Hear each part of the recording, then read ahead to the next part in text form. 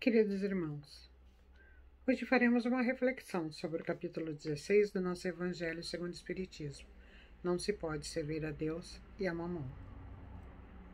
Primeiramente, eu os convido para que, unidos, façamos um agradecimento ao nosso Pai Maior por tudo que temos. Agradecemos por tudo que somos. Agradecemos pelo Mestre Jesus, que nos exemplificou o caminho para que possamos trilhar até aquela perfeição relativa. Agradecemos também aos amigos espirituais que nos acompanham incansavelmente, nos orientando, nos inspirando para que possamos cumprir, pelo menos em parte, aquela missão a qual nos propomos. Que assim seja. Ninguém pode servir a dois senhores. Ou odiará um e amará o outro, ou se apegará a um e desprezará o outro. Não podeis servir ao mesmo tempo a Deus e a Mamon. Isso está em Lucas, capítulo 16, versículo 13. E essa citação é um alerta de Jesus para com os cuidados no relacionamento com o mundo material. Mamon era um deus adorado pelos sírios da antiguidade e representava a riqueza. O Mamon também pode ser a representação do dinheiro, da cobiça, da avareza. Aquela representação de paixões inferiores que, pelo fascínio que exerce, pode levar a grandes desarmonias espirituais e quedas morais. Kardec o relaciona ao império das coisas materiais, dos prazeres desequilibrados que anulam o sentimento de espiritualidade. E somente estes sentimentos de espiritualidade podem levar o homem à verdadeira felicidade. Os interesses mundanos e os ideais superiores são opostos. Eles não se harmonizam, não se correspondem. Quem se concentra as suas atenções nas coisas, nas riquezas, nas honras, não tem tempo para as coisas de Deus. Quanto mais progride materialmente, mais tesouros ele acumula e mais precisa se dedicar para defendê-los. E isso o prende às coisas materiais, a esse plano material, e atrasa a sua evolução. Deus, nós ainda não sabemos o que é, mas nós sabemos que Ele está em todo lugar. É muito simples servir a Deus. Para senti-lo, basta nós estarmos sintonizados com o plano espiritual, praticando a caridade, nos vigiando, orando, enfrentando os desafios e nos melhorando cada vez mais. Mateus, Marcos e Lucas, eles transcrevem uma passagem de Jesus, de que um jovem se aproximou de Jesus e disse a ele: Bom mestre, o que eu necessito fazer para ganhar a vida eterna? E Jesus, na sua humildade peculiar, lhe diz: Bom? Bom? Por que me chamas de bom? Bom é o meu Pai. Essa atitude de Jesus era porque, como ele já está naquele, moralmente já evoluiu e já conseguiu se desprender dessas coisas materiais, para ele não necessita mais esses elogios para ele sente como um dever isso que ele está fazendo. Não é nada que precisa ser agradecido ou aquilo que seja valorizado. Ele simplesmente faz porque era o cumprimento da missão dele, de vir orientar e exemplificar. Bom, a essa resposta, o que ele responde é que esse jovem deveria guardar os mandamentos. E o jovem lhe responde que eu já faço isso. Eu já guardo todos os mandamentos. O que mais falta? E Jesus lhe diz: vende todos os teus bens, doa aos pobres e me segue. O rapaz ficou muito triste e se foi. E nisso, Jesus diz para os seus discípulos: é mais fácil um camelo passar pelo buraco de uma agulha do que um rico entrar no reino dos céus. Hoje se sabe que esse camelo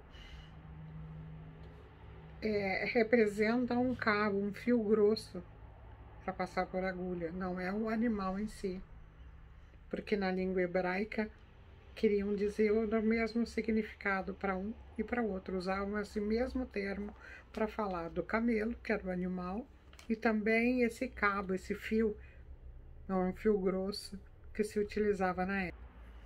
Do livro 3, capítulo 9, do livro dos Espíritos, nos fala nas questões 814 e 816, fala das provas da riqueza e da miséria. E os espíritos esclareceram sobre essas situações para Kardec, quando eles questionou que Deus deu a uns a riqueza e o poder, e a outros a miséria, para testar individualmente cada um, em momentos diferentes e em maneiras diferentes também. Nós sabemos que nós temos a participação na escolha durante o projeto reencarnatório. E muitos de nós fez essa escolha de vir na miséria ou na abundância. Apesar de muito nós sucumbirmos frequentemente, mas nos é facultado, na grande maioria das vezes, essa possibilidade. E por quê? Nos é facultado porque temos essa possibilidade de vencer. E nenhum projeto vem com a finalidade de ser falho, de não ser aproveitado aquela encarnação. Nós, através do livre-arbítrio, que fazemos essa escolha. Vamos melhorar, vamos fazer o quê? Vamos seguir o bem, vamos seguir o mal? Porque quando nós estamos no corpo físico, as situações são uma. No plano espiritual, sem essa matéria que encobre o nosso espírito, nós temos mais sensibilidade, mais visão daquilo que realmente fazemos. E essa necessidade de encarnar, para que vá se depurando, até nós perdermos, não termos mais a necessidade desse corpo físico, para quando estaremos aptos a ser espíritos mais elevados. Ele foi esclarecido pelos espíritos que tanto a miséria quanto a fortuna são terríveis. Na miséria é a prova da resignação,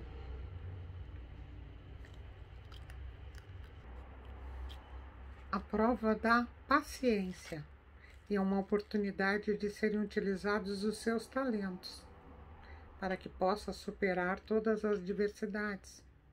Nós sabemos que a lei do trabalho ela é obrigatória.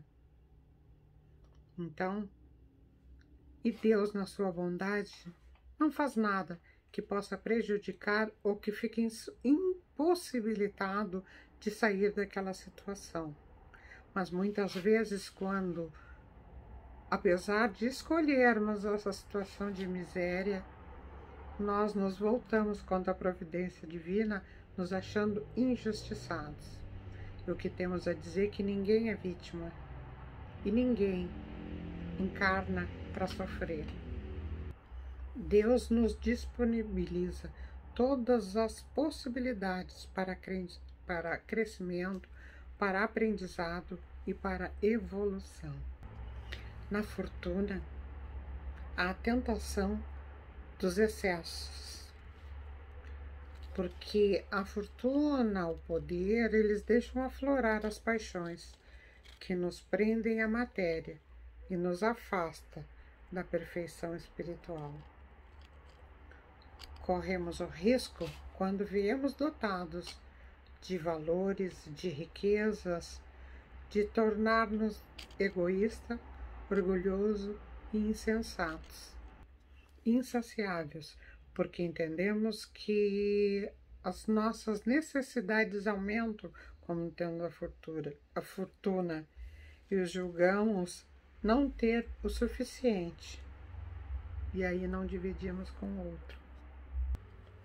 Quanto mais elevada é a nossa posição nesse mundo e a nossa autoridade sobre os nossos semelhantes, maior as nossas obrigações. Mas também são maiores os meios que temos de fazer o bem e fazer o mal. E a prova dessa condição de escolha, de fazer o bom uso e a prova imposta, essa condição de ter a riqueza, é a escolha de fazer o bom uso dos nossos bens e do poder. Caibar Schutel, no livro Parábolas e Ensinos de Jesus, nos diz o seguinte: todos somos filhos de Deus. O Pai das almas reparte com todos igualmente os seus dons. A uns dá mais, a outros dá menos, sempre de acordo com a capacidade de cada um. A uns dá dinheiro e outros sabedoria, a outros dons espirituais e, finalmente, a outros concede todas essas dádivas. De modo que um tem 5 talentos, outros tem 2 e outros tem 1. Ou então, um tem 10 minas, outro 5 e outras 2. E podemos dizer que isso varia de acordo com a condição de cada um e a vontade de Deus, porque sabemos que somos constantemente testados. E Ele vê, Ele nos conhece, nós somos criaturas deles, e Ele sabe quais são as melhores condições que cada um tem para poder fazer, mesmo que não façamos, porque nós temos uma eternidade para errar, mas Ele sempre nos testa, nos dá essa capacidade de poder verificar que já mudamos, que já estamos melhor. A questão 811, também do Livro dos Espíritos, Kardec perguntou se a igualdade absoluta das riquezas seria possível. E os espíritos responderam que não, que seria impossível devido à diversidade das faculdades e caracteres. E isso se oporia. Apesar de que alguns creem que esse é o remédio que isso seria o remédio para os males da sociedade, os espíritos responderam que isso seria logo destruído pela força das circunstâncias. Porque os homens não são iguais. Eles não são igualmente inteligentes, não são todos ativos da mesma forma e laboriosos para poder adquirir sóbrios e previdentes para conservar. Então não temos essas condições, não somos todos sóbrios, todos temos essa capacidade de multiplicar o que nós adquirimos, essa capacidade de manter aqueles bens que recebemos. Então, isso não tornaria impossível. E que se a fortuna fosse devidamente, igualmente distribuída, repartida, daria pouco para cada um. O mesmo que nós pegarmos uma fortuna e distribuir para todos os habitantes do planeta. E seria uma parte mínima, isso seria insuficiente. Se nós pensarmos assim, numa simplicidade maior, uns comem mais, outros comem menos, uns comem uma qualidade de comida, outros comem outra. Para uns o bem-estar é uma forma, para outros é totalmente diferente. Então, não existe, apesar de muitos insistirem nisso, no socialismo, todos iguais. Será que aconteceria mesmo? E diz também que se cada um recebesse somente do que viver, isso aniquilaria os grandes trabalhos que ajudam no progresso e bem-estar da humanidade. Nós podemos ver agora quais foram as necessidades com essa pandemia que estamos passando, que todos os países, todos, sem exceção, necessitaram lutar e correr atrás de uma forma de poder conter essa pandemia. Quantos estudos, quantas pesquisas foram feitas? Imagina se tivéssemos só aquele suficiente para sobreviver. Quem arcaria? Morreríamos todos, então. O planeta iria se desanimar da sua população, porque não sabem, ainda não se descobriu quase nada sobre esse vírus. E como faria se não fossem essas pesquisas que ainda continuam? Quantos trabalhos, a medicina, o quanto evoluiu, a tecnologia. E isso tudo necessita de recursos para que possa acontecer.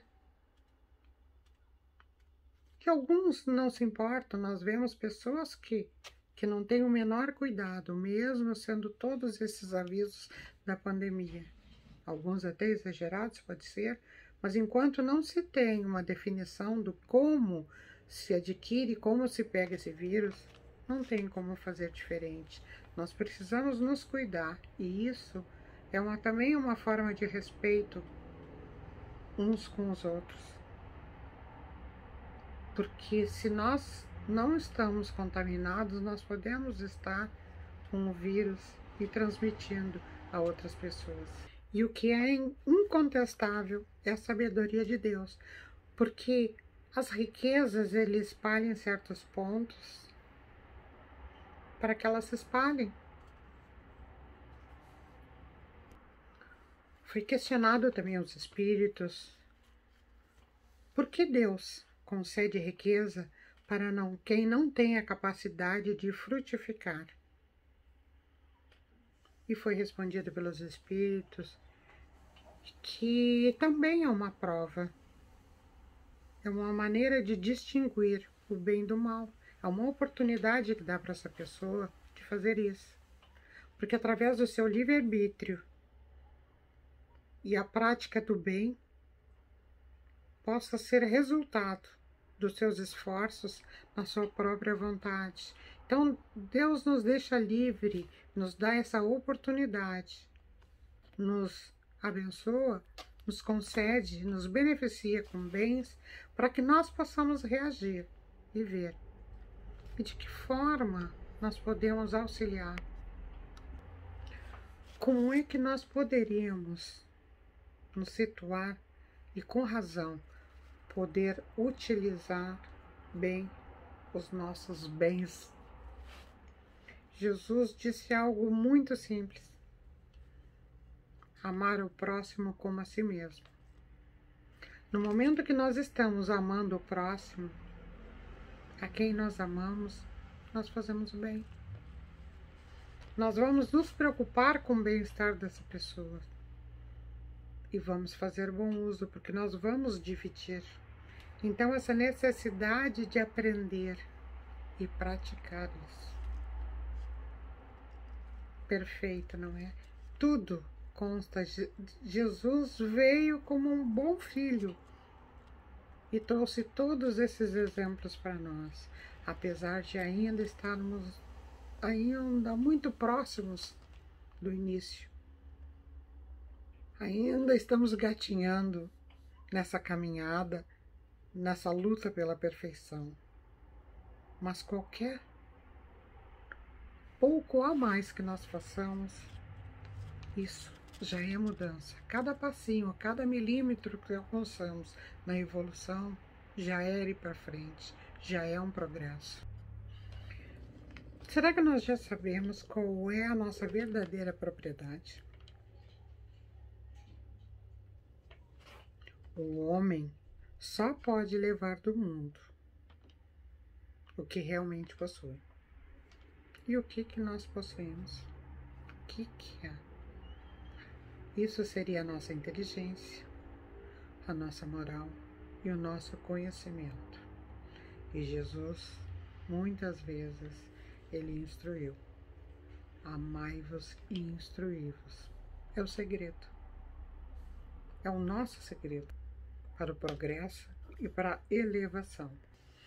Em Lucas, capítulo 19, versículos 1 a 10, ele conta a história que Jesus, tendo entrado em Jericó,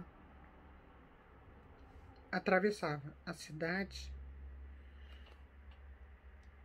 e nessa cidade, existia um homem chamado Zaqueu, que era o chefe dos publicanos e um homem muito rico. E esse homem, ele procurava ver Jesus, mas ele tinha baixa estatura e como tinham várias pessoas, ele não conseguia ver Jesus. Então ele subiu numa árvore. E Jesus, quando passava próximo a ele, disse: Zaqueu, desce depressa, porque hoje eu preciso me hospedar na tua casa. E ele desceu muito rapidamente e muito alegre, né? E vendo isso, as pessoas que estavam por ali diziam assim: ele vai hospedar-se na casa de um homem de má vida. E Zaqueu, de pé, disse para Jesus: Senhor, eu dou a metade dos meus bens aos pobres. E se defraudei alguém, no que quer que seja, devolvo-lhe 4 vezes mais. E Jesus disse: hoje a salvação entrou nessa casa, porque este também é filho de Abraão, pois o Filho do Homem veio para buscar e salvar o que estava perdido. Zaqueu era um cobrador de impostos e ilicitamente ele tinha conseguido aqueles bens todos, enriqueceu. Mas quando ele viu Jesus, ele conheceu a verdade. Porque todos nós, quando nós estamos no erro, nós temos o vazio existencial. Quando nós não cumprimos as leis divinas, nós temos a tendência de sofrer. E muitas vezes, somente a instrução, só o conhecimento é que nos faz desviar.